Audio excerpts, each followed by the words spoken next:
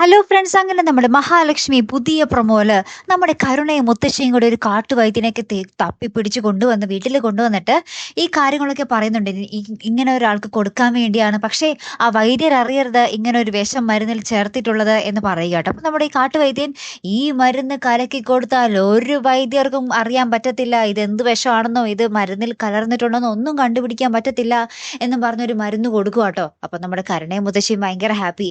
കണ്ണനെ എന്നേക്കുമായി തളർത്തി കടത്താനുള്ള ആ ഒരു പരിപാടിയിൽ തന്നെയാണ് അവിടെ. അപ്പൊ നമ്മുടെ ഉണ്ണി ദുർഗാമ്മയായിട്ട് ഭയങ്കര ചർച്ചയാണ്. ഇനി അയാളെങ്ങാനും എഴുന്നേറ്റ് നടക്കുമോമേ, നടന്നാൽ പിന്നെ നമ്മുടെ കാര്യം തീർന്നല്ലോ എന്നൊക്കെ പറഞ്ഞ് അവിടെ ആദിയും പിടിച്ചിലും പുകമയൊക്കെ തന്നെയാട്ടോ. ഇപ്പുറത്ത് നമ്മുടെ കണ്ണൻ നമ്മുടെ അനന്തവും ആർക്കോയും കൂടി വന്ന് നമ്മുടെ കണ്ണനെ നടത്താൻ വേണ്ടി ശ്രമിക്കുന്നുണ്ടേ.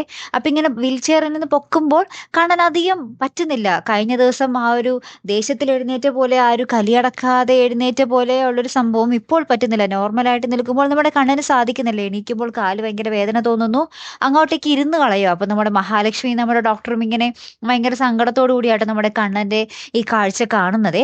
അപ്പുറത്ത് നമ്മുടെ മേഘനാഥൻ നമ്മുടെ വാമദേവനോട് പറയുന്നുണ്ട്, അച്ഛൻ ഉറപ്പായിട്ടും തോമസ് വൈദ്യരുടെ അടുത്ത് ചികിത്സയ്ക്ക് പോകണം, എന്നാലേ നമുക്ക് കണ്ണന്റെ പുരോഗതി അറിയാൻ പറ്റുള്ളൂ. ഇപ്പൊ നമുക്ക് ആർക്കും കണ്ണൻ നടക്കാറായോ കണ്ണന്റെ പുരോഗതി എന്താണെന്നൊന്നും അറിയാൻ പറ്റുന്നില്ല. അച്ഛൻ അവിടെ കിടന്നാൽ അച്ഛന്റെ ആരോഗ്യത്തിന് നല്ലത്, മറിച്ച് കണ്ണന്റെ എവിടം വരെയായി ആ ഒരു പോക്ക് വളർച്ച എവിടം വരെയായെന്ന് നമുക്ക് അറിയുകയും ചെയ്യാം എന്നും പറഞ്ഞ് മേഘനാഥനും അവിടെ ഒരു ചതിക്കുഴി ഒരുക്കുന്നുണ്ട്. അപ്പം മൊത്തത്തില് ചതിക്കുഴികളാണ്. കരുടയും മുത്തശ്ശിയും അവിടെ കണ്ണനെ ഇല്ലാതാക്കാൻ നോക്കുന്നു, നമ്മുടെ മേഘനാഥൻ ഇവിടെ ശ്രമിക്കുന്നു, അപ്പുറത്ത് നമ്മുടെ കണ്ണൻ എഴുന്നേറ്റ് നടക്കാൻ ശ്രമിക്കുന്നു.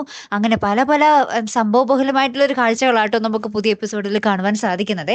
കാത്തിരുന്ന് തന്നെ കാണാട്ടോ. അടുത്തൊരു വീഡിയോയുമായി വരുന്നത് വരയ്ക്കും here I am the Malayali signing of.